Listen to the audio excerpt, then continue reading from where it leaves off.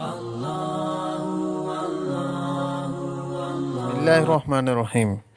دوستو، آج کی ویڈیو میں ہم آپ کے سامنے جنات کی شرارت سے بچنے کا نبوی نسخہ لے کر آئے ہیں۔ ابن ابی حاتم میں ہے کہ ایک بیمار شخص جسے کوئی جن ستا رہا تھا حضرت عبداللہ بن مسعود رضی اللہ تعالیٰ عنہ کے پاس آیا تو آپ رضی اللہ تعالیٰ عنہ نے درج ذیل آیت پڑھ کر اس کے کان میں دم کیا۔ بسم اللہ الرحمن الرحیم۔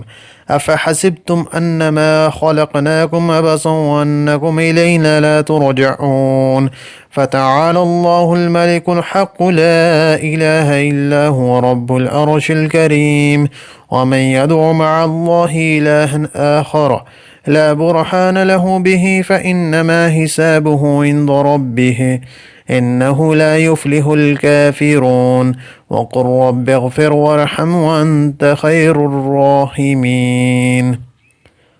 وہ اچھا ہو گیا جب نبی کریم صلی اللہ علیہ وآلہ وسلم سے اس کا ذکر کیا تو آپ صلی اللہ علیہ وآلہ وسلم نے فرمایا، عبداللہ تم نے اس کے کان میں کیا پڑھا تھا؟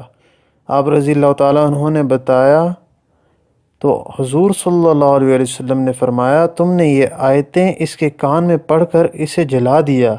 واللہ ان آیتوں کو اگر کوئی با ایمان شخص بالیقین کسی پہاڑ پر پڑھے تو وہ بھی اپنی جگہ سے ہل جائے۔